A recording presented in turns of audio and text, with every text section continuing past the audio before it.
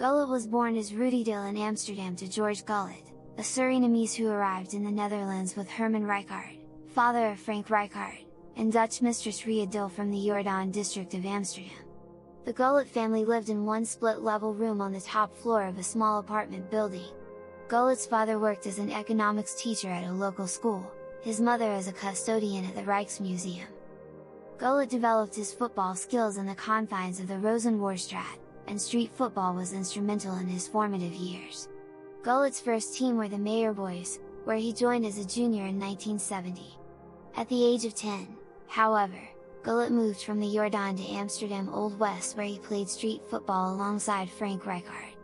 Gullit joined the DWS club after his move, and came to the attention of the Dutch youth team, where he played alongside future full international teammates, Erwin Koeman, Ronald Koeman, and Wim Kieft. It was during his time at DWS that Gullit first took to using his father's surname, rather than his registered surname, from his mother, as he thought Gullit sounded more like a football player. On September 22, 1978, Gullit signed professionally for HFC Haarlem under coach and former West Bromwich Albion player Barry Hughes. Gullit made 91 league appearances for Haarlem, scoring 32 goals.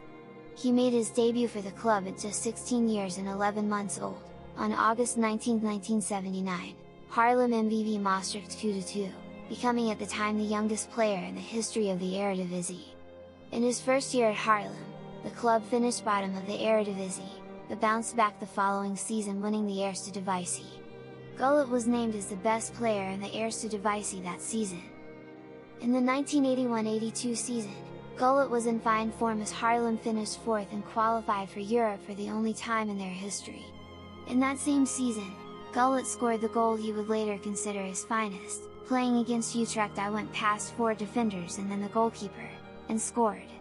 It was an unforgettable goal for me, alongside Johan Cruyff, while the assistant manager was Wim van Hanegem, and they were to leave a lasting impression. Gullit's first season saw Feyenoord miss out on major honours, but the following year they completed the league and cup double. Gullit was named Dutch Footballer of the Year in recognition of his contribution to Feyenoord's success. At Feyenoord, Gullit occupied an increasingly advanced role in midfield, having played predominantly as a sweeper at Haarlem. While at Feyenoord, Gullit became the focus of a race row as manager Thijs Liebergs was alleged to have referred to Gullit as Blackie and criticized him for being lazy, though Liebergs defended himself by stating that it was merely a nickname. While playing for Feyenoord at St Mirren in September 1983, he was racially abused and spat on by supporters of the Scottish club. Gullit called it the saddest night of my life.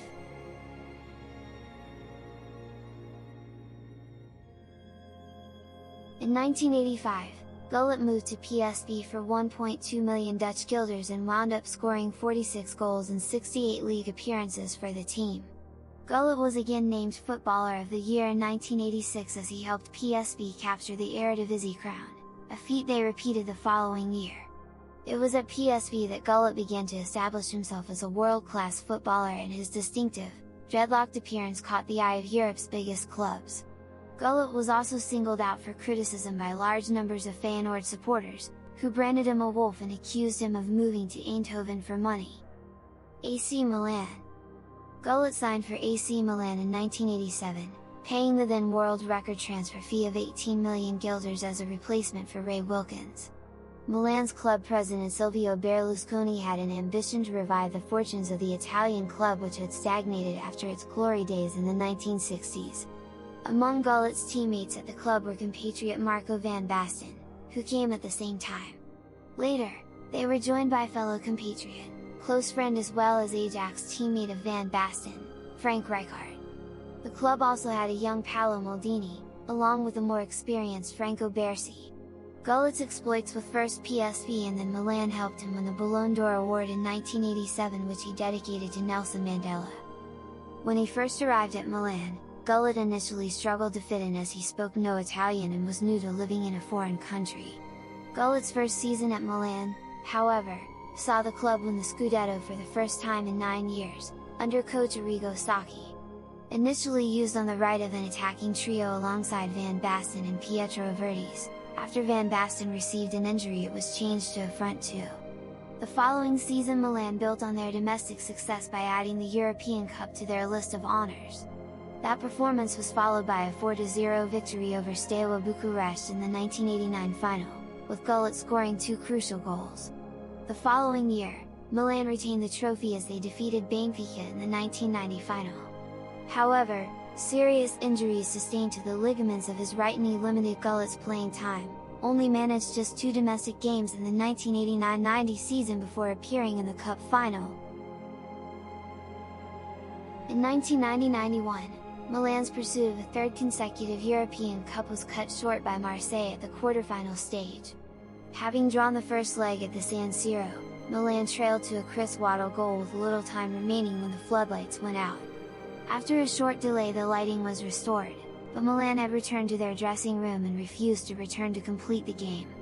UEFA awarded Marseille a 3-0 victory and expelled Milan from all European competitions for the following season.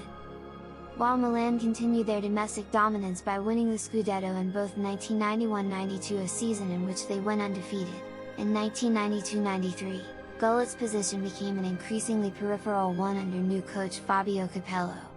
This was demonstrated by his omission from the 1993 Champions League final in which Milan lost to Marseille, as under the UEFA rules clubs were only allowed to field 3 foreigners, which was later abolished after the decision of the Basten ruling.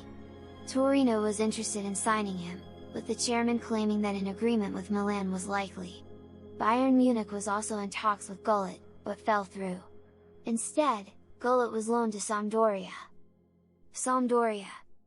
In 1993, Gullit moved to Sampdoria and led them to victory in the Coppa Italia in the 1993-94 season.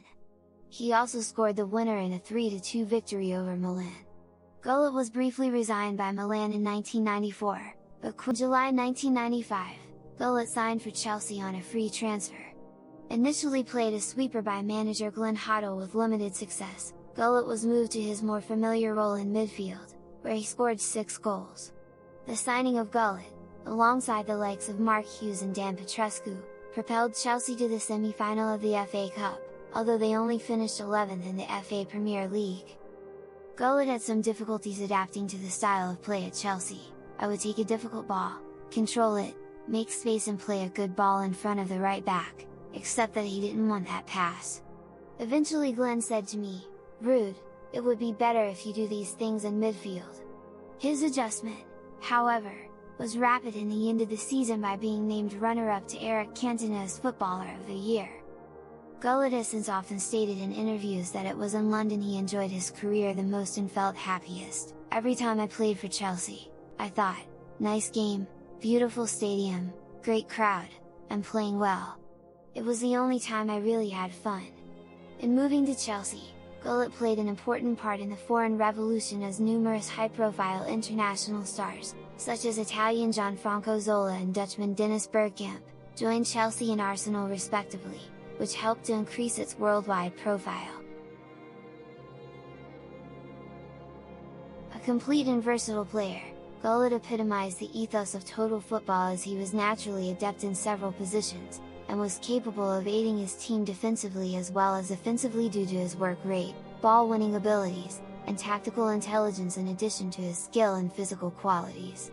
Normally deployed as an attacking midfielder or as a second striker, he was capable of playing anywhere in midfield or along the front line, on either wing or even in the center, and could also play as a sweeper. Regarded as one of the greatest players of all time, his foremost attribute was his athleticism, as he used his strength and speed, combined with his technique, to great effect. He was also strong in the air, as he was tall, powerful, and an excellent jumper. Yet, unusually for a man of his stature, Gullit was an elegant player, who also possessed outstanding natural balance, poise, technical ability, and dribbling skills, which gave a graceful style to his game. Gullit also was noted for his intelligence, creativity, vision, and spatial abilities, qualities that helped him score goals early in his career and enabled him to play in a deeper role as a playmaker late in his days, where he was known for creating chances for teammates. Gullit thus combined physical presence with flair, mental acuity, formidable technique and natural touch, to become an iconic figure in world football. He was also an accurate free kick taker. Beyond his qualities as a footballer, Gullit also stood for his leadership and tenacity. Despite his talent, however, he struggled with injuries throughout his career, which later affected his fitness.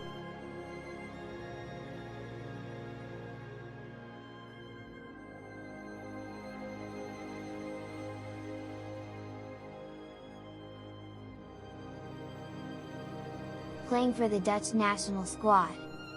In 1981, on his 19th birthday, Gullit made his international debut as a substitute for the Netherlands national team against Switzerland, a game the Dutch lost 2-1. During his early international career, the team failed to qualify for both the 1982 FIFA World Cup and UEFA Euro 1984, missing out on the latter tournament on goals scored to Spain, needing an 11-goal victory to qualify, trounced Minnows Malta 12-1 in their final qualifying game. There was further frustration in 1985 when the Dutch missed out on qualification for the World Cup at the hands of neighbours Belgium in a playoff. Having lost 1-0 in Belgium, the Netherlands appeared to be set for qualification in Rotterdam as they led 2-0 until a late Georges Groen goal put Belgium through on away goals. Gullit, however, was one of the key players for the Netherlands as he helped his country win Euro 1988 under coach Rinus Michels. Having lost their opening game of the tournament to the Soviet Union, the Netherlands beat England and the Republic of Ireland to reach the semi-finals. After defeating West Germany 2-1 in Hamburg, the Netherlands faced the Soviet Union again in the final. Gullit opened the scoring with a header and Marco van Basten scored a volley from a narrow angle to cap a 2-0 win. Gullit was thus the first Dutch captain to hold aloft international silverware. The Dutch travelled to the 1990 World Cup as one of the favourites, but the team failed to perform as expected. There was also internal trouble related to selection of the national team coach. Players consulted had voted for Johan Cruyff, but the Dutch FA and especially its leader Rinus Michels snubbed them and chose Leo Beenhakker. Gullit's knee injuries also hampered his play, but his dribble and shot against